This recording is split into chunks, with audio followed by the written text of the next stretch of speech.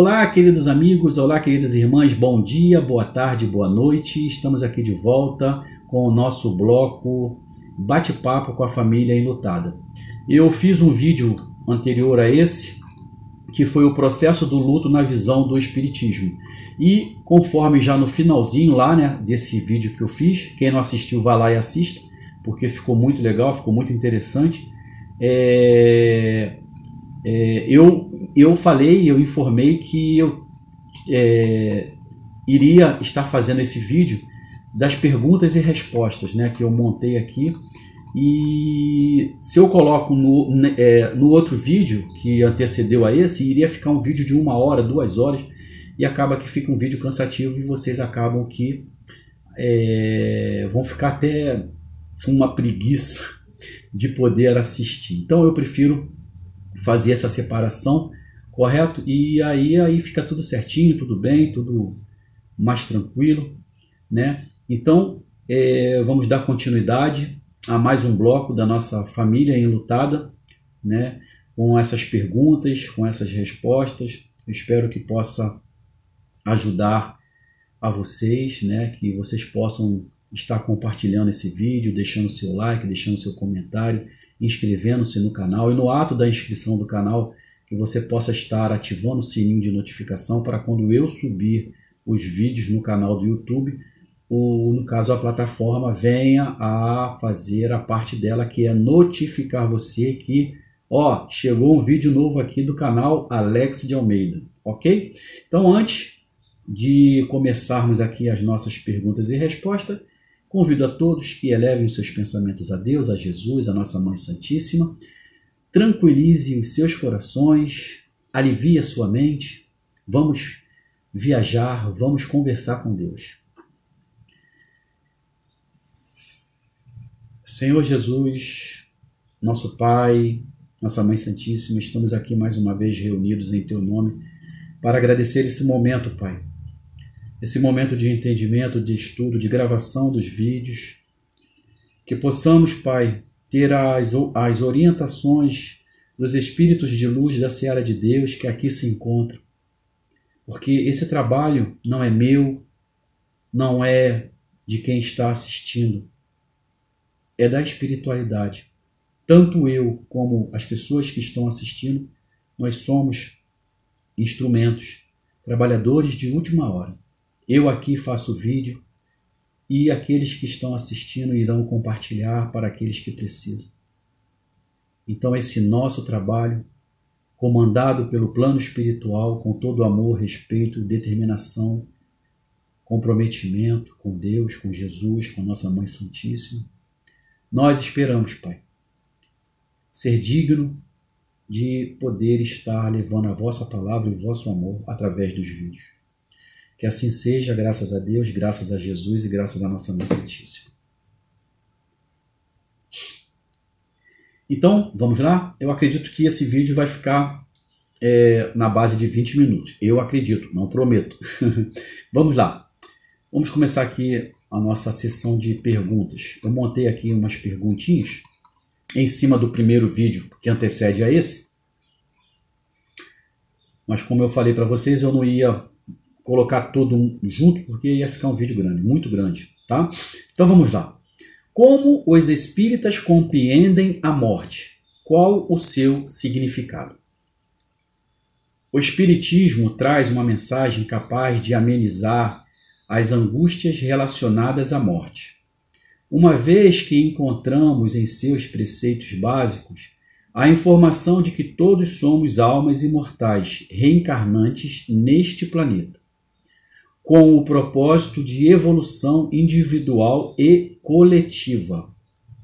Ademais, através de sua ciência e filosofia, traz evidências robustas de que aqueles que se amam tornam a se encontrar, seja no mundo espiritual ou no mundo físico, em novas experiências no corpo.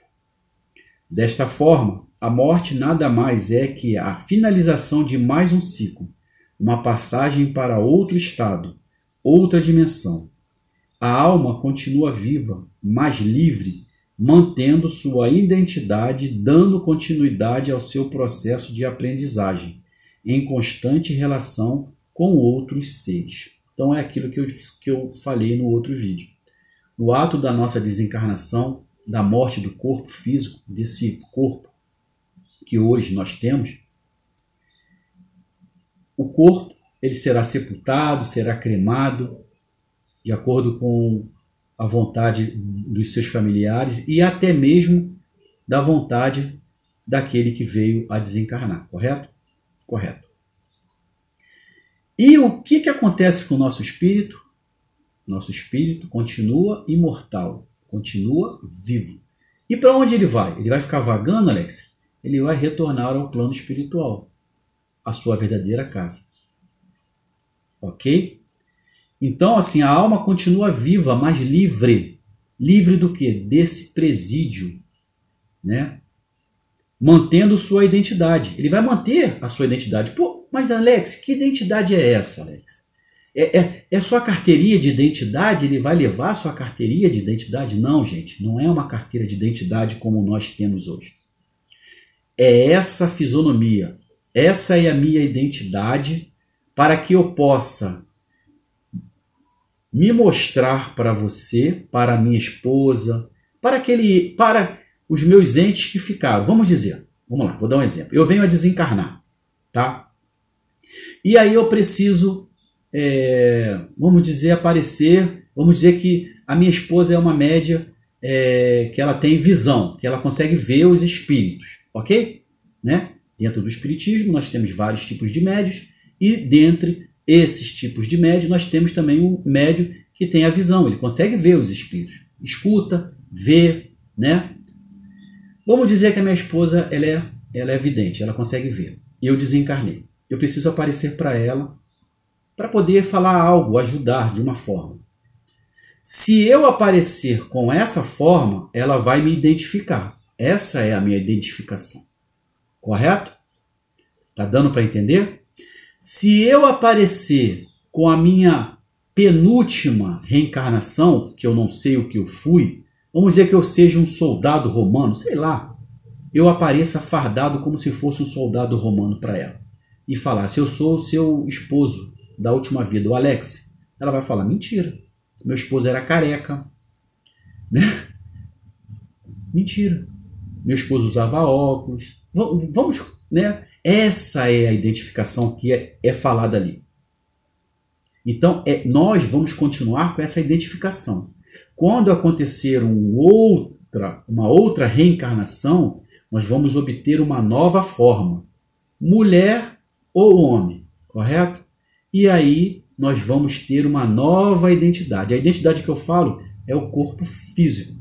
É esse modelo que hoje eu tenho, se chama a minha identidade. Então, por isso que ali, ó, a alma continua viva, viva nós sabemos, e livre. Ela está fora do corpo, então ela está livre, mantendo a sua última identidade, que é essa identidade, correto? Dando continuidade ao seu processo de aprendizagem. Eles continuam aprendendo, então eles continuam vivos, livres, mantendo a sua última identidade e continua o processo de aprendizagem, correto? Em constante relação com outros seres. Nós continuamos em contato com seres que continuam reencarnados, que são os nossos entes que ficaram, mas também com aqueles que estão no plano espiritual. Deu para entender? Deu para compreender? Então vamos lá, vamos repetir. A alma continua viva, ela se liberta do corpo, ela mantém a sua última identidade, dando continuidade ao processo de aprendizado, porque continua, nada para, continua, e em constante relação com outros seres. Ok? Vamos passar aqui para outra pergunta. Quais são os ritos de passagem do mundo material para o mundo espiritual? Para os espíritas, não existem ritos, sacramentos, posturas específicas, livros sagrados, roupas especiais e etc. Acredita-se que estes instrumentos não são necessários, mas sim a prece feita com oração concentrada e amorosa.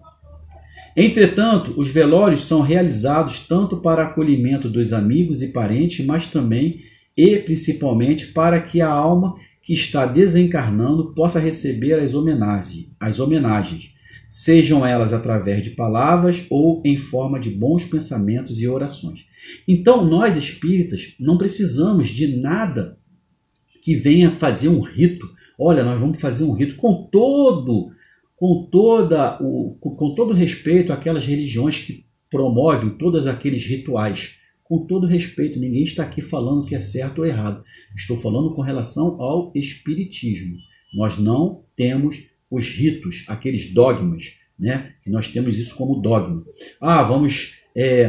Vamos fazer o seguinte, o Alex faleceu, o Alex é espírita, na hora do velório do Alex, todo mundo de branco.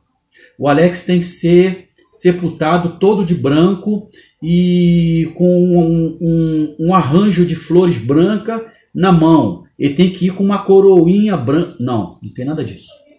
Não tem nada disso. É um sepultamento normal. Sepultamento normal. Vai no velório.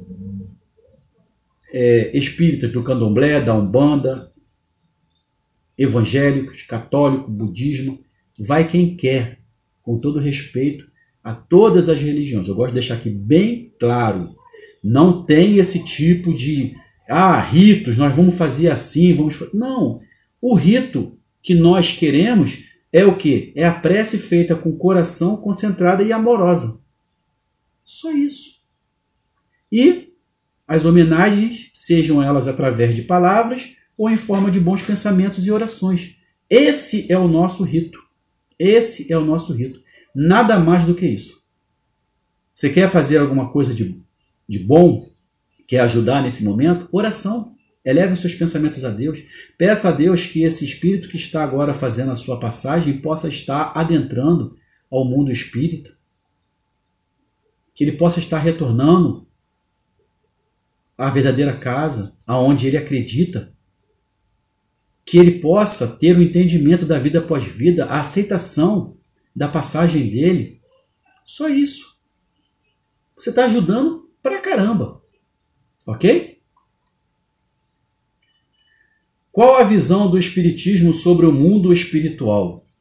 O mundo espiritual vibra em outra dimensão, mais etérea, portanto, não perceptível ao olho comum. Os espíritos que deixam a Terra partem para este outro lugar, passando a atuar nele. Embora o Livro dos Espíritos, obra básica da doutrina, não trate especificamente sobre detalhes do mundo espiritual, é através das obras psicografadas por médiuns do mundo todo, mas principalmente por brasileiros, uma vez que o espiritismo foi amplamente difundido em nosso país, que é o Brasil, que podemos observar as muitas nuances deste lugar. Segundo a natureza das almas que para lá partem, formam-se espaços específicos de acordo com aquilo que emanam suas mentes. Lemos descrições de cidades inteiras, organizadas tanto para acolhimento e realização do bem, mas também algumas outras de baixa vibração, onde as inteligências se reúnem por suas más tendências.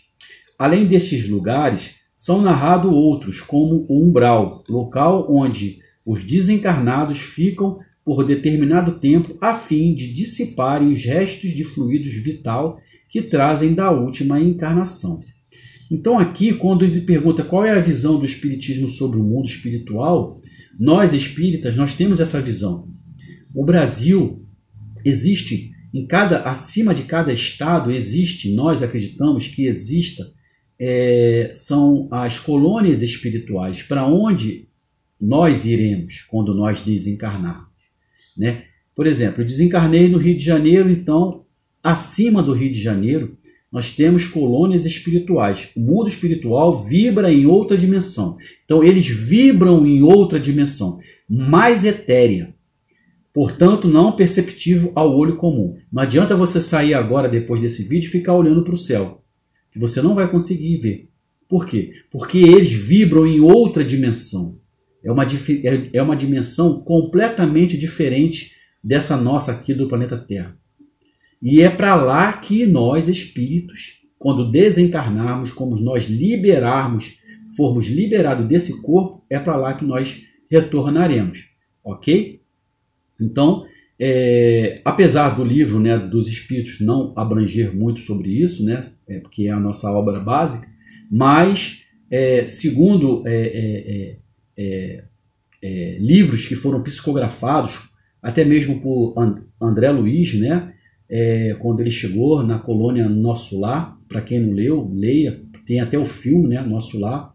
Então ali ele foi fazendo a parte de interpretar tudo o que estava acontecendo e a psicografia, através de livros, para que nós aqui que estamos, que não conseguimos ter essa visão desse mundo espiritual, né, que vibra em outra dimensão, por ser mais etérea, né?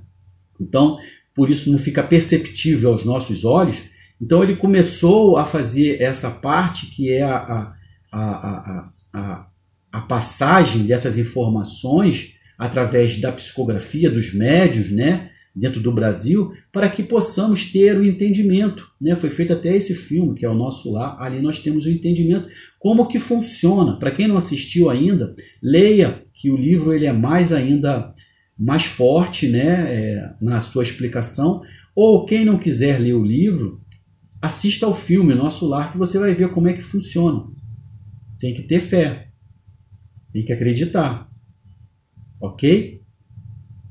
Então, segundo a natureza das almas que para lá partem, formam-se espaços específicos de acordo com aquilo que emanam suas mentes.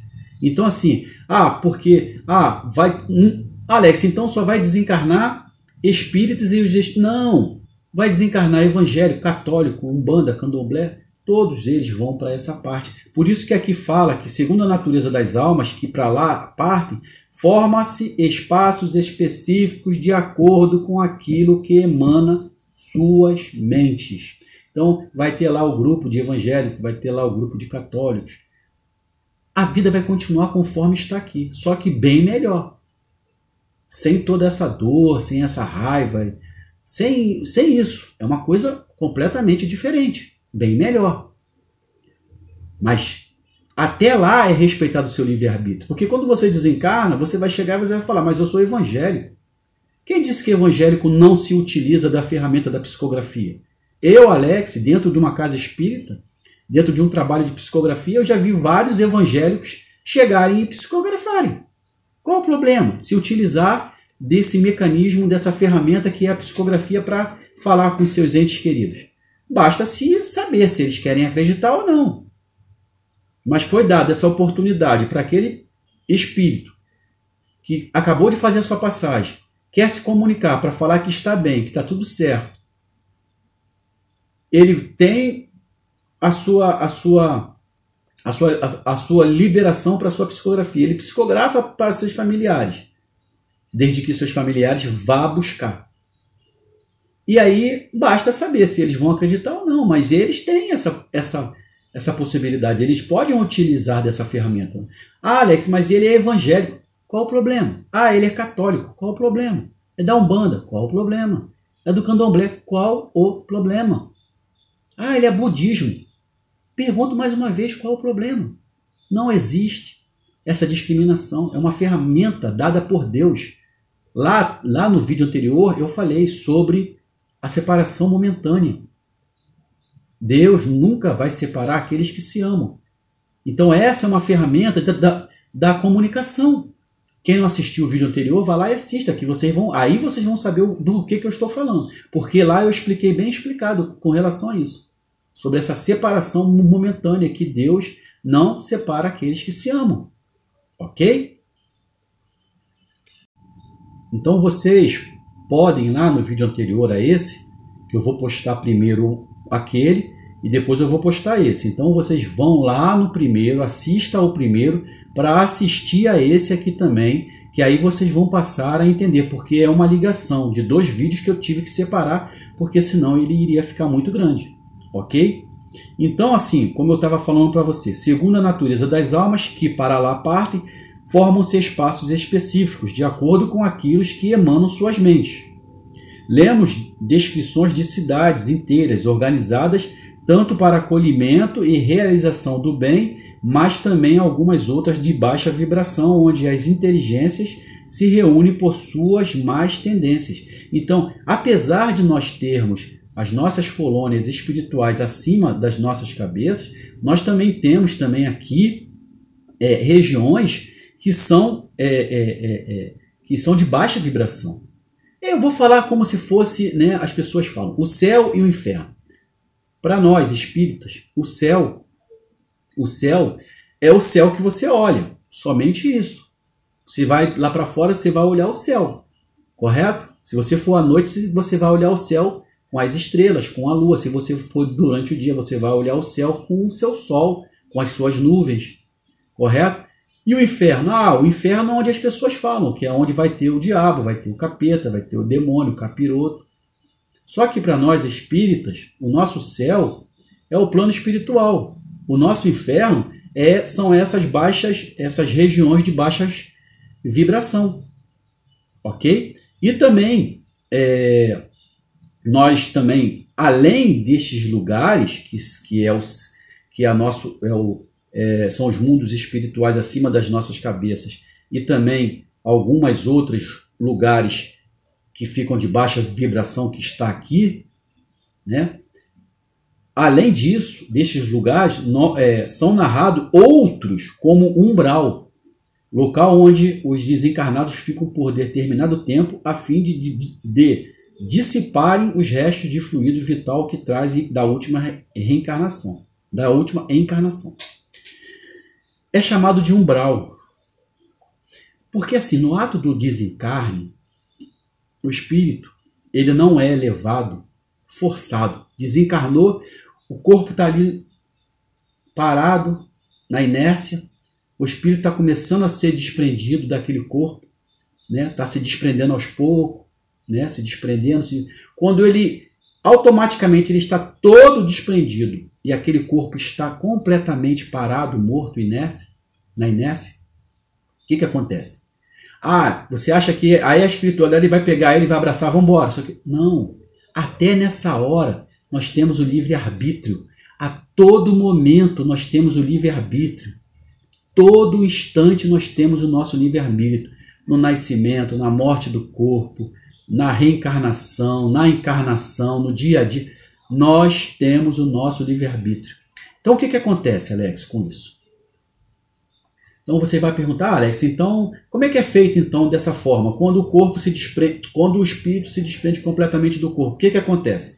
Ali ele vai ter que ter um entendimento. Morri, acabou.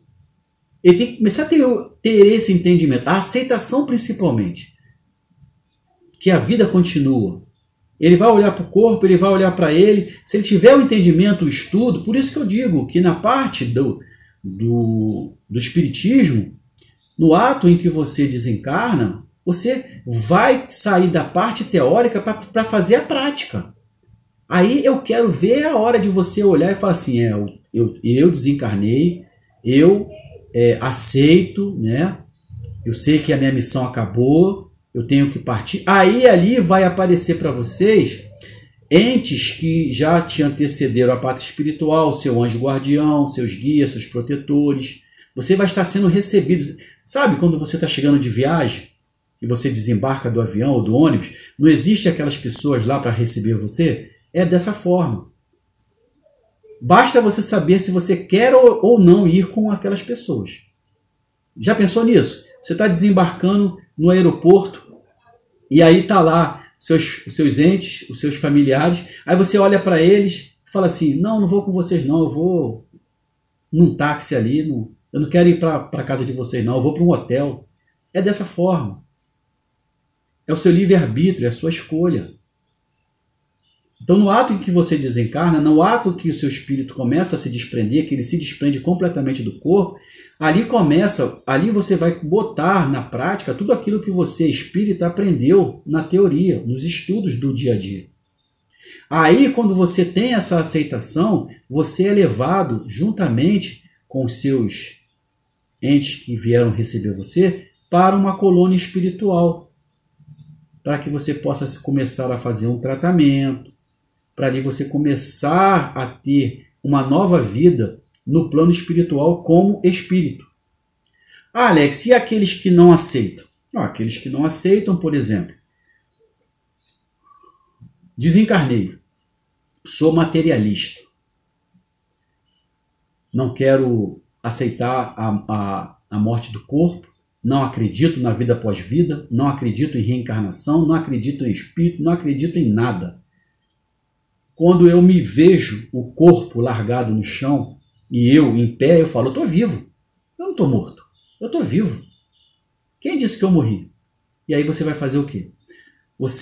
Se você está totalmente negativado com relação à não aceitação, a não acreditar, a não ter uma parte de estudo, uma base, um alicerce, o que você vai fazer? Você vai voltar para sua casa, você vai querer voltar para os seus familiares, você vai querer voltar para o seu carro, para o seu barco, para o seu foguete, para o seu avião. Você vai querer, porque você acha que você está vivo. Então você vai ficar onde? Nessas zonas de baixa vibração. Por mais que você não seja, não é que eu estou dizendo que você desencarnou, que o seu espírito é ruim, é um espírito maligno das trevas. Não, não é isso. Simplesmente você não acredita na morte, simplesmente você não acredita no espiritismo, você não teve uma base, você não tem um alicerce, você não estudou, então você não está pronto para colocar em prática. Você olha para aquele corpo, se de repente algum espírito falar para você, você acabou de desencarnar, você vai falar assim, como é que eu desencarnei? Como é que eu morri? Eu estou aqui vivo, eu estou aqui. Aí o que você vai fazer?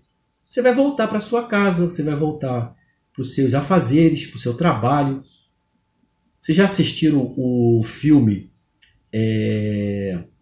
Divaldo Franco? Quando ele arruma um emprego, que ele é atendente, que aí no caso chega lá um casal de idosos para poder pedir a aposentadoria deles, que ainda não tinha saído, que eles estavam aguardando a aposentadoria, que o Divaldo começa a conversar com aquele casal de espíritos e os dois amigos que estão atrás olham um para o outro e falam assim, esse cara é doido, hein? Tá conversando com quem? Vocês viram esse filme? Assistiram? Assista. Divaldo Franco. Assista para você ver como é que funciona.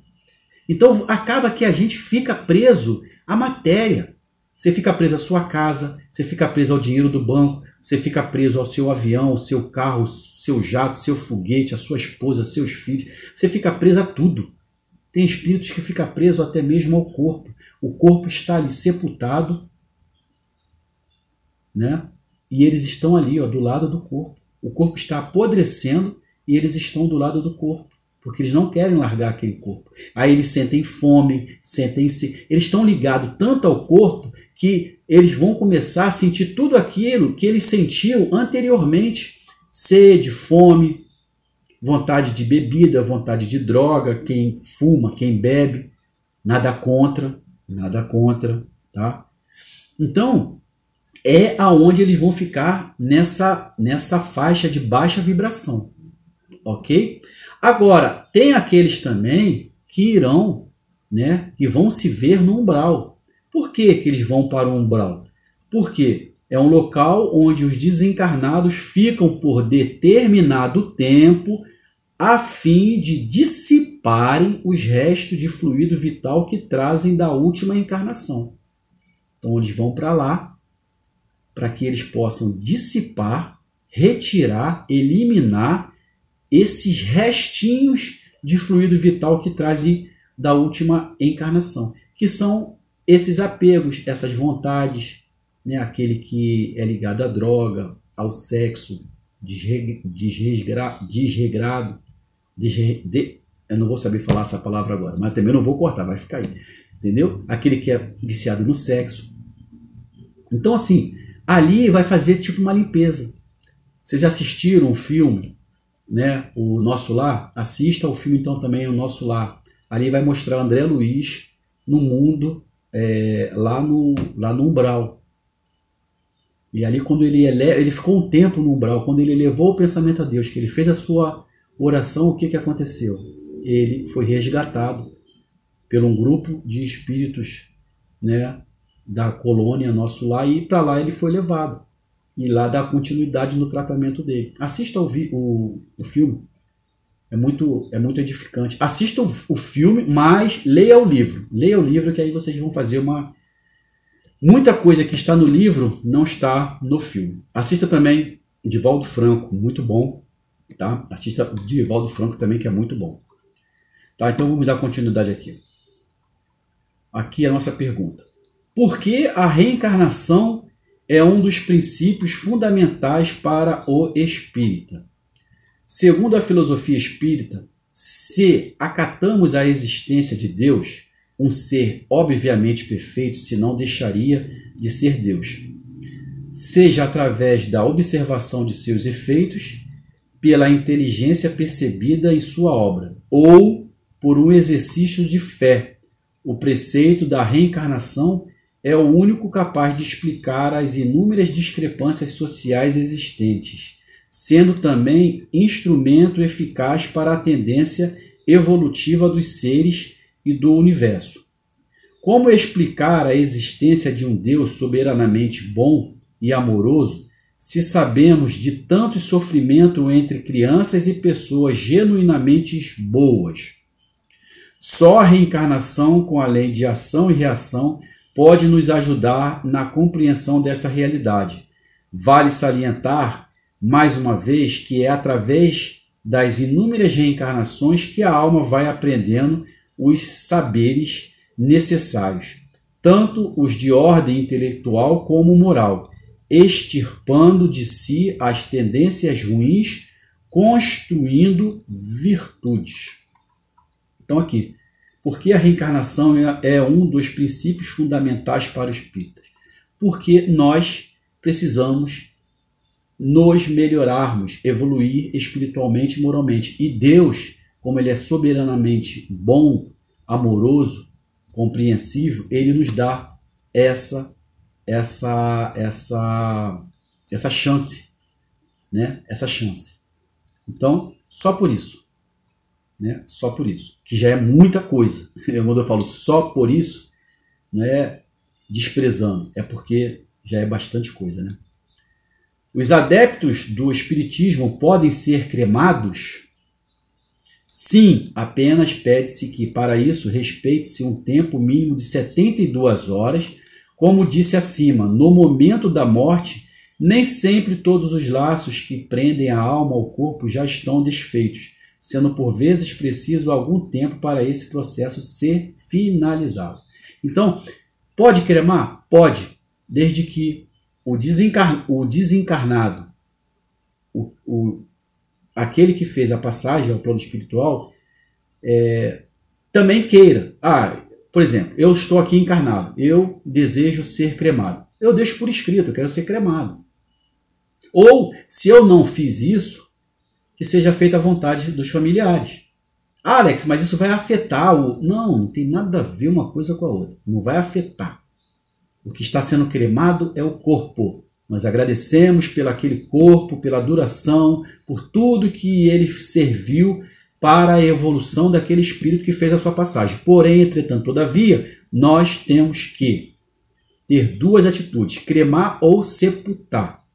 Então, o nosso irmão que fez a passagem não deixou nada escrito, que é para sepultar ou se é para... Tem que fazer alguma coisa, gente. Você não vai pegar o corpo e vai fazer o quê? Vai embalsamar? Vai botar lá em cima de uma cama, lá como se fosse um boneco? Não vai. Temos que cremar ou temos que sepultar. Então ele não escolheu. Então nós vamos sepultar. É escolha da família, sepulta. Nós vamos cremar. Creme. Mas no ato da cremação, nós temos que ter, né, o discernimento e nós temos que ter aí, respeitar um tempo de 72 horas, tá? Para que essas 72 horas é o tempo que, na parte do espiritismo, na parte dos espíritos, eles mesmos sabem esse tempo, porque é o tempo que leva realmente para fazer todo o desprendimento corpo-espírito. Ok? Você já imaginou você vai lá, você vai cremar um corpo em 24 horas, vamos dizer. Tem muita gente que faz. Hein? Você já pensou o espírito tentando se desprender de uma coisa que está sendo cremada?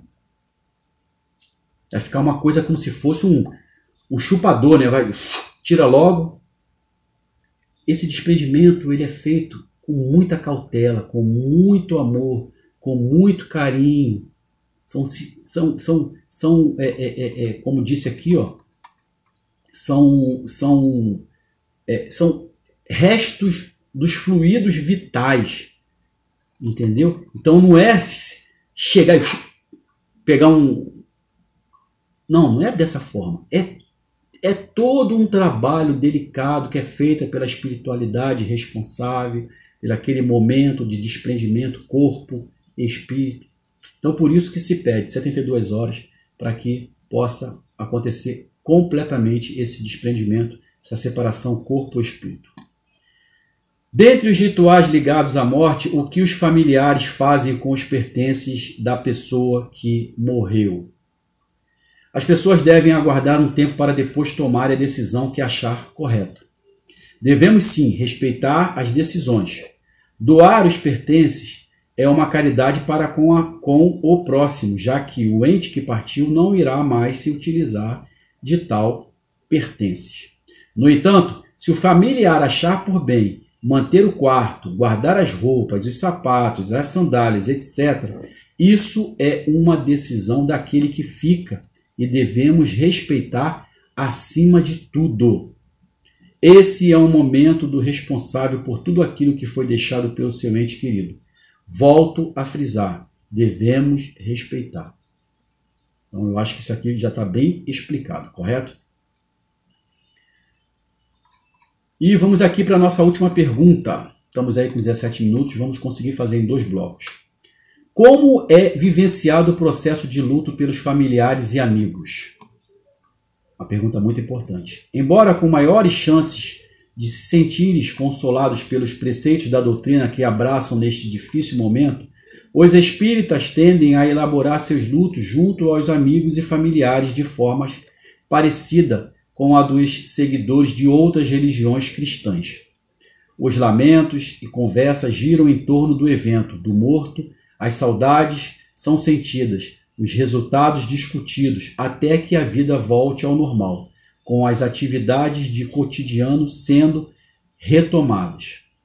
No entanto, o Espiritismo, por possuir 3 princípios fundamentais, isso faz com que a sua dor apresente menor incidência de lutos complicados, pois acreditam na imortalidade da alma, a possibilidade dos desencarnados manterem comunicação e a reencarnação. Então, não que o Espiritismo é a solução de tudo. Não, não é isso. Não é isso. Respeitando todas as religiões, tudo aquilo que é dito dentro dos seus templos, das suas igrejas, tá? Conforme os seus pastores, os seus padres. Então, respeitando a todos eles.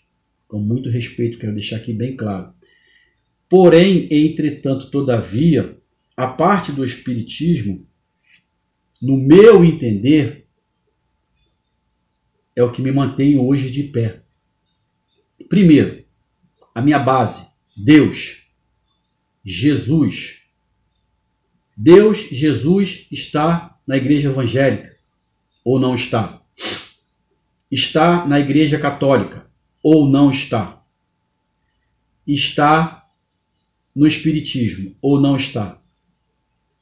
Então, se eu tenho Deus e Jesus como base,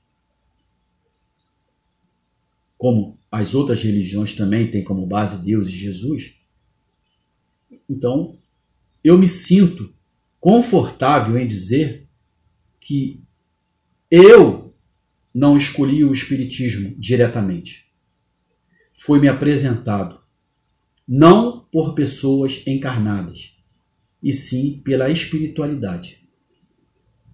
E dessa forma eu adentrei, e até hoje eu estou, com muito amor, com muito carinho, determinação, comprometimento e respeito. E é dessa forma que eu vou continuar.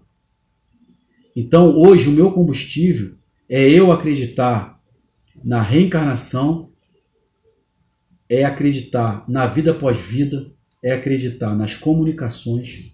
Isso me faz eu conduzir esse corpo ao caminho da evolução espiritual e moral. E fazer com que a minha dor possa ser amenizada. Porque eu sei que lá na frente, no fim desse túnel, eu terei o meu reencontro, eu continuarei vivo apesar da morte do corpo, eu reencontrarei os meus familiares que me antecederam à pátria espiritual e eu estarei retornando à minha verdadeira casa. Isso eu acredito, isso eu creio. Chegamos ao fim das nossas perguntas e respostas aqui dentro do nosso bloco Família Enlutada. Peço a todos que compartilhem, que deixem o seu like, deixem o seu comentário, inscreva-se no canal e no ato da sua inscrição ative o sininho ali de notificação, ok? Para quando eu subir vídeos no YouTube, o canal do YouTube venha a fazer a sua parte, que é notificar vocês. Olha, tem vídeo do Alex de Almeida, ok? Então peço a todos aí, principalmente compartilhem esse exato momento que nós estamos aqui batendo esse papo. Tem um familiar, tem um amigo nosso, um irmão, entregando seus entes queridos. Eles precisam um pouco da palavra, independente de religião. Deus está acima de todos nós. Deus é o nosso Pai maior. Nós temos um irmão que é Jesus Cristo, nosso irmão maior e mestre, nossa Mãe Santíssima. E eles querem que nós possamos continuar nessa família universal. Que assim seja. Graças a Deus, graças a Jesus e graças à nossa Mãe Santíssima.